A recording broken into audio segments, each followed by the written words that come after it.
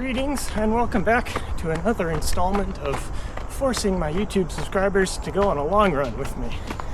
Today we're going up Mont Jala and then onwards to Fort du Saint-Hénard.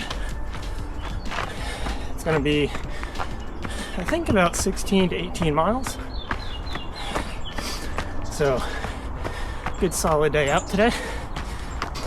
It's been about a full week now since the last video where I did that crazy ridge run. The one where I fell and smashed my knee right into a rock really badly. So the knee is pretty much healed. I still got some cuts and stuff on it. And if I kneel on it, it's definitely still bruised. But it's not inhibiting activity anymore, which is good. I was kind of worried about that knee, to be honest. And as usual with this run, we're starting off straight up a hill, pretty steep. We're taking a bit more of an obscure route up this half of Mont Jala, just to kind of avoid as many people as I can.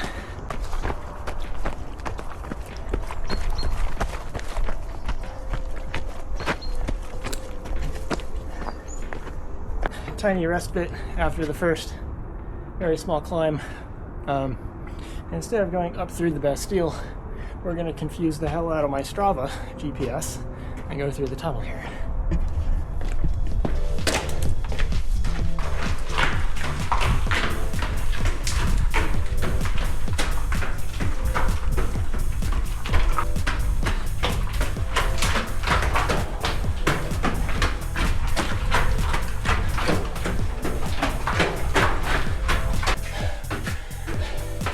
I forgot about all the stairs in here.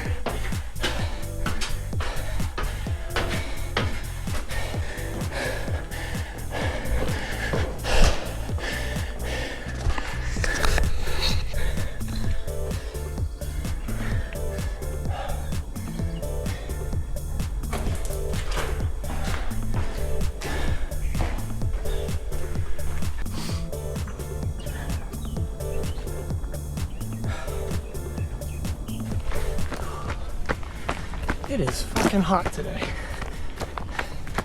Between the heat and climbing up the mountain, I'm having a hell of a time keeping my heart rate down. I don't wear a heart rate monitor anymore. I used to, almost religiously, but I've had so many technical difficulties with every brand I've tried. I just kind of gave up. But I can feel it. So as far as perceived exertion goes, I can tell it's pretty high today.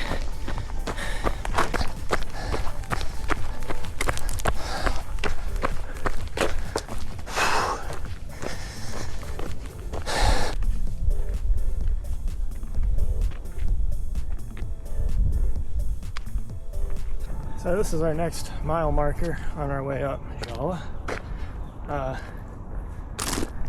It's obviously a memorial of some type, but honestly I don't actually know what it's for. I'll Google that and put it as a subtitle or something. So that's the Bastille down there on that little false summit, sort of. Airbnb is roughly there. So we go along the river, then across the river on the bridge, and kind of squiggled our way up that hill there and through all the tunnels.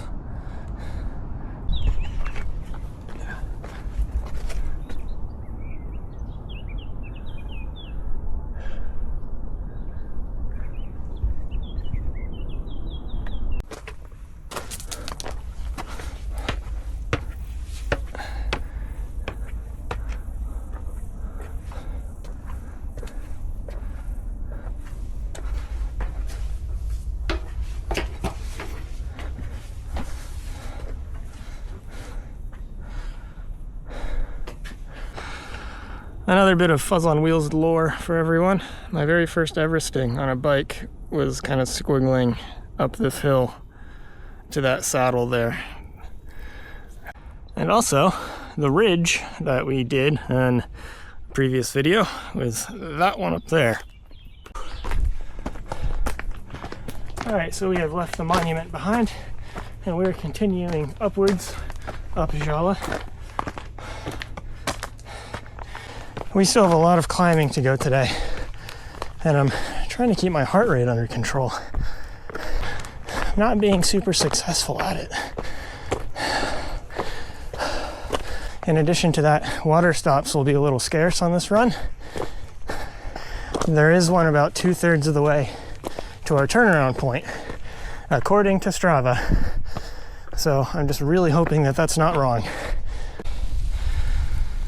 Another pretty solid viewpoint here. So Bastille is there, and then you can't see that monument, but it's kind of around that little hump. And then we've been kind of taking the ridge up, and we're gonna keep following this trail. It's interesting looking down on Grenoble from way up high, because you can definitely see where like the old town is, like the historic district. Just saw some mountain bikers hauling ass down this trail. Looked like a lot of fun.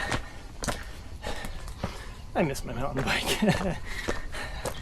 I've come to Europe every year for, oh god, 3-4 years now during the summers, and I always miss 3 very specific things. My mountain bike, because I only bring my road bike here. My motorcycle. And I miss the shitty American food. Like, I get cravings for a Waffle House like you would not believe. Or like, you know, good old Southern American food, like biscuits and gravy. Something like that, like a solid breakfast. Because yes, croissants and pain au chocolats and stuff are amazing here. But damn it, nothing beats a good old plate of biscuits and gravy, unfortunately. So this little trail here, that's very hard to see, is typically what I would start to run down. We're gonna keep going kind of all along this mountain today. So this is officially further than I've ever gone on this trail before. I'll add a few more things to the list of stuff I miss about the United States when I'm here. But these aren't personal things. It's not like my motorcycle, my mountain bike. These are like American commodities or conveniences. First and foremost, fucking air conditioning, man.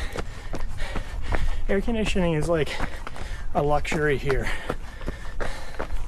It easily hits 90 degrees when I'm here, and I've never had an Airbnb with air conditioning.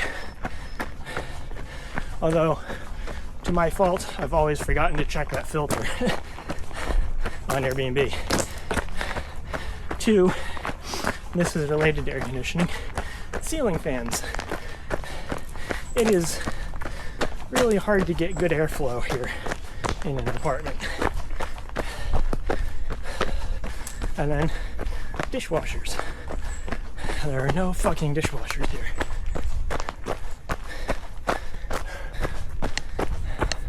Which, to be fair, I have gotten kind of used to doing all my dishes by hand because I live in a van at home in the States. But, you know, the idea of actually living in an apartment with a dishwasher sounds kind of nice.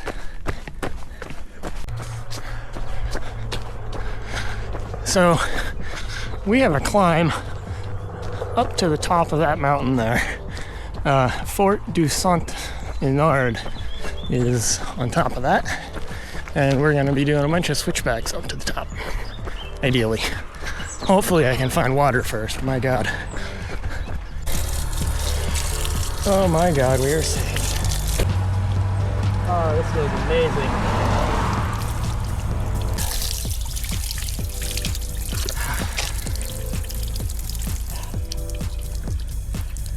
Oh, that is perfect. Of course, I'm gonna get the hat wet.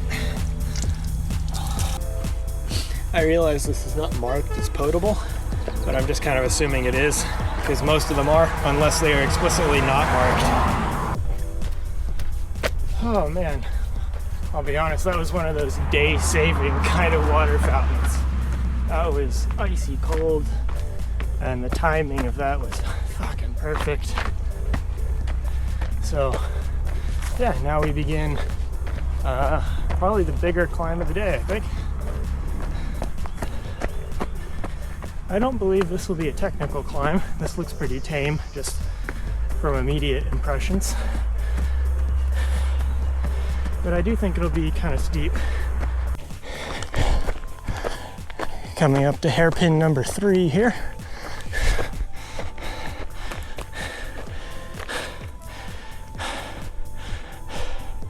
We are probably about even with our elevation on Jala over there. Also, I doubt the camera can see it, but there's a paraglider catching some thermals right there. 2 of them, actually. This is definitely not a technical climb, but it is quite steep. This is going to be one of those climbs where a slow and steady pace is what is needed. That type of climb that if I actually tried and run up this, I would burn out quite quickly. Remember, my fellow trail runners, there's absolutely no shame in slowing down, taking your time, pacing yourself, and walking up the steep ass hills. Unless you are elite level, one of the best of the best, you know, David Roach level elite, and chances are everyone walks up the big ass hills. No shame. As long as you are putting one foot in front of the other, you're doing great. And if you ever find yourself doing an ultra and you're getting a little worried because you think you're walking too much, chances are you're going to make better time than you think. Because energy conservation and proper pacing is a hugely important skill. This isn't road running. It is the tortoise versus the hare kind of thing in a lot of ways. If you can keep a slow pace and just not stop, you'll do fantastic. That, combined with a strong mindset, you'll be great, no problems.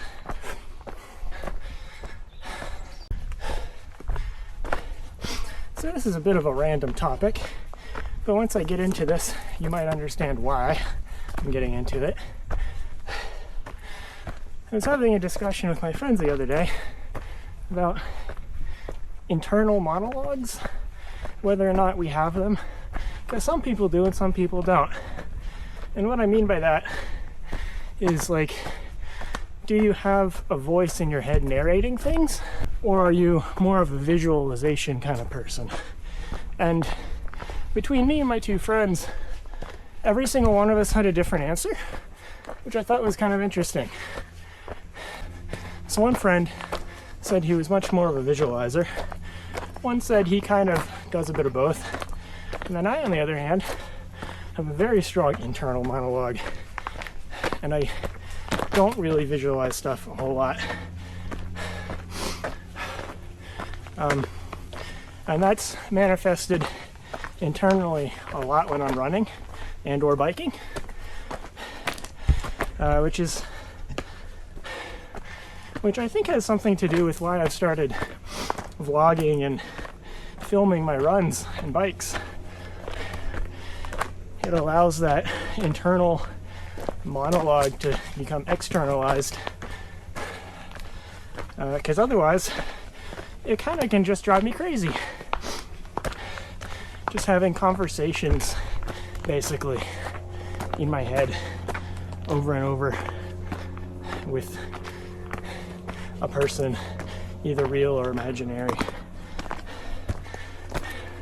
So I thought that was kind of interesting. And that led us onto the topic of whether or not we do that while reading. Like, when you're reading a book, are you reading it in your voice, in your head? Or are you visualizing what's on the page in terms of imagery? And friend number one said he can kind of do both depending on what he's reading, right? Friend number two said that he visualizes everything he reads. He doesn't actually hear a voice when he reads. And then once again, I have the internal monologue. When I read something, like a novel, fiction or nonfiction, it doesn't matter, I hear my voice in my head reading, and I have a very hard time actually imagining what is on the page, visually I mean, which very frequently results in me reading the same paragraph over and over until I catch myself. Ooh, break from ranting and check out the view.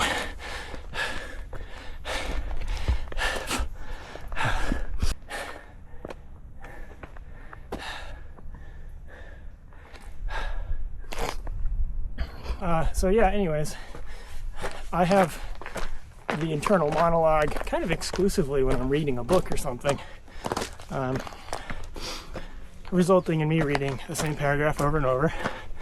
And I think that's why I've evolved to listen to audiobooks almost exclusively. And I listen to a lot of them. Like, I have 300 something Audible books.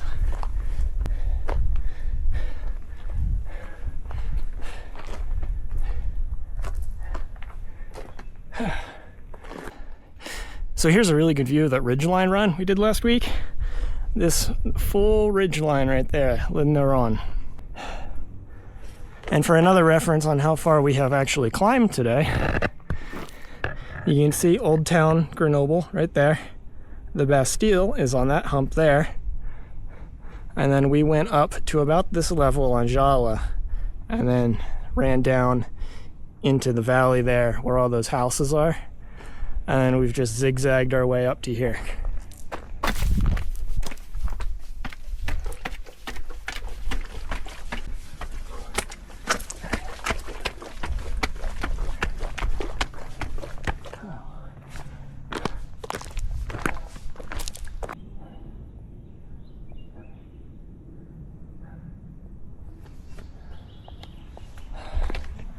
Alrighty. So the fort is over that way, just over this little ravine. I'm guessing we go down here.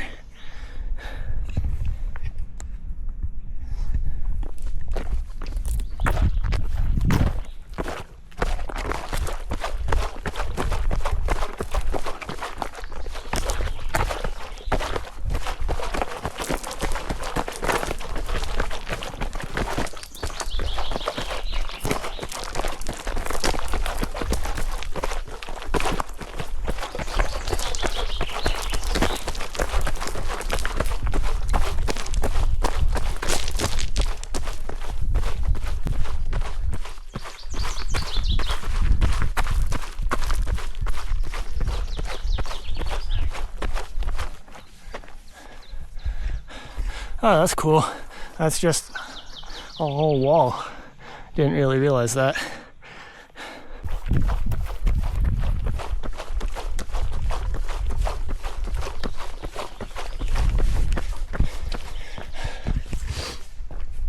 So yeah, returning to the internal monologue thing, I'm not really sure what it means, but I am definitely on that far side of the internal monologue spectrum, as opposed to kind of being able to switch back and forth, or just purely visualize. So it kind of makes me reflect on my college days a little bit, actually, because I went to college for studio art, believe it or not, and believe it or not, I dropped out. And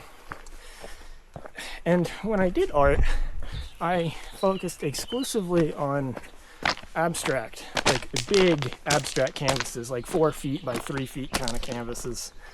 with lots of texture and colors. I'm gonna take a little break in the shade here for a second. But yeah, I was good enough at the abstract stuff that my professor let me get away with not doing any of his assignments basically for 2 semesters because I found a niche that I was actually good at. There were a couple other students that he let do the same thing, and they're now like professional artists.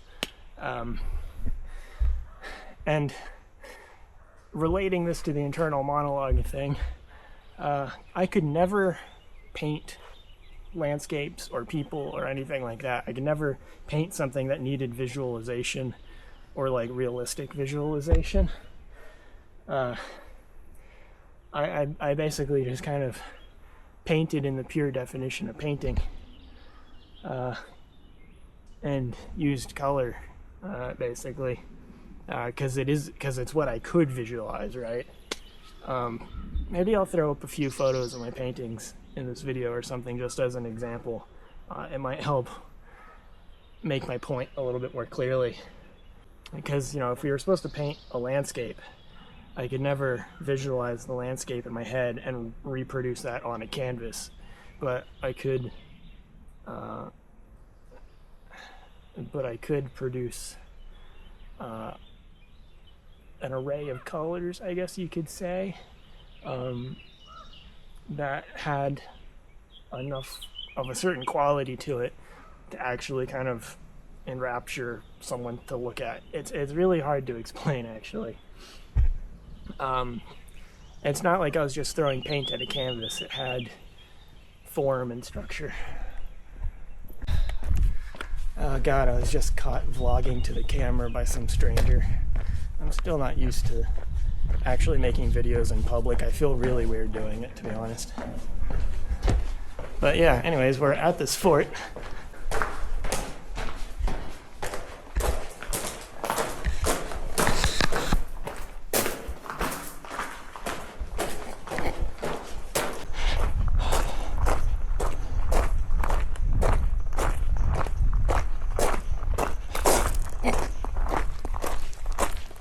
We have made it to the top of the hill, made it to the fort.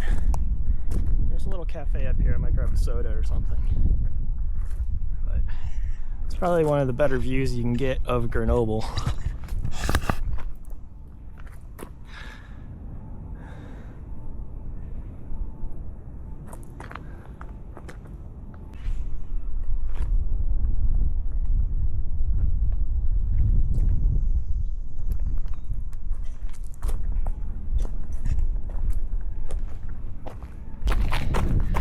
Time for a very long, very switchbacky descent.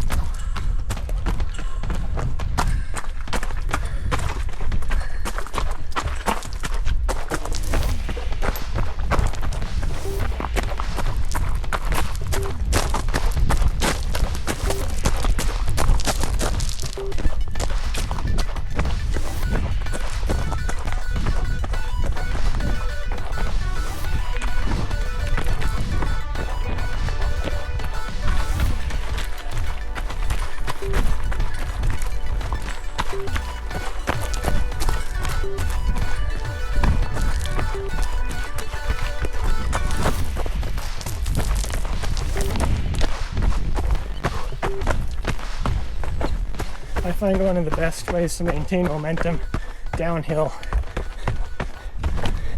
is what I call the Jack Sparrow method.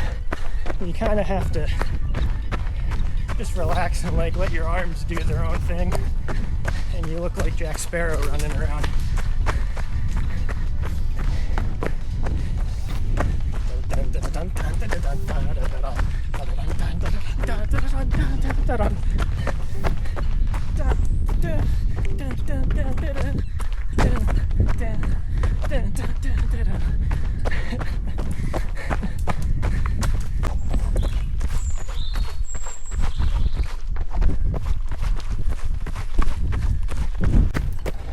Also, on yesterday's run, I finally crossed over 350 miles in this pair of shoes, and I noticed the difference in traction at this point. The lugs are worn down enough to be noticeable, that's for sure. Oh, I just stubbed my big toe really hard. That hurt. So speaking of putting tons and tons of mileage on these shoes, I was thinking for one of my upcoming videos pretty soon, I'll actually do a review on them. Like maybe when I hit 400 miles, because that won't be too long. You know, like a 400 mile long-term on Cloud Ultra 3 review, something like that. Because I have very good things to say about them, but I also have some issues that other people may or may not have experienced. So I'm not like a stats nerd on them. I don't know, you know, I don't remember the millimeters of drop or the stack or whatever it is, but I obviously have, you know, dozens and dozens of hours of experience in them and literal hundreds of miles. However, compared to the previous model, the Cloud Ultra 2s, those were actually better in my opinion. Not enough to like make a fuss over, but I did in fact buy the last pair I could find on On's website and off Amazon instead of stocking up on the 3s. So I might have Fuzz on Wheels' first trail running shoe review coming out in a little bit. Oh, we are absolutely going to stop at that water fountain again.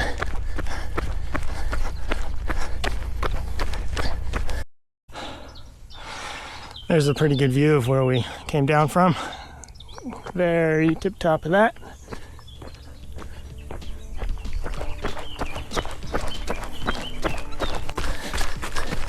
Ooh, found a nice little tree tunnel on a obscure tiny little path I wasn't expecting to find.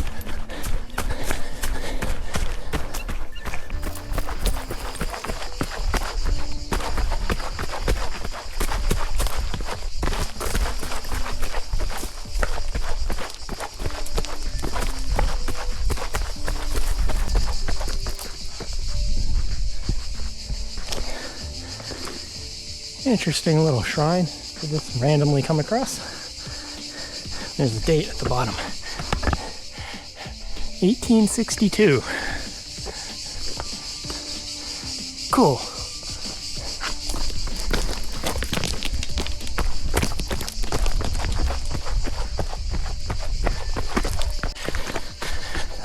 This is a surprisingly technical section for a little while. It looks pretty washed out though. I think a lot of rainwater must go down here.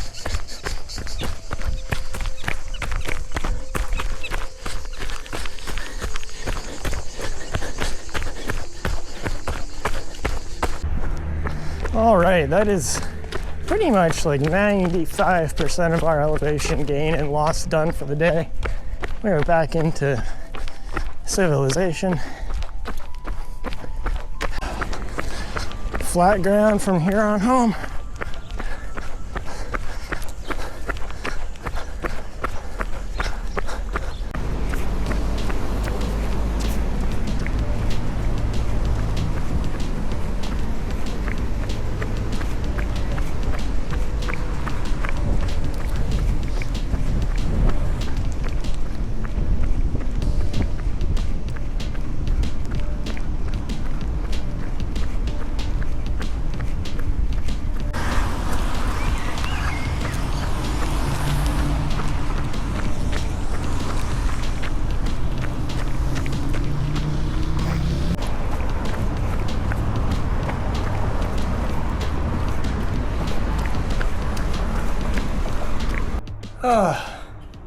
We're back, and it feels really good to lay on the floor right now. That was 14.65 miles, 4,961 feet of vertical gain, 4 hours, 23 minutes of moving time, average pace of 17 minutes, 58 seconds a mile, but grade adjusted, that's 13 minutes, 19 a mile.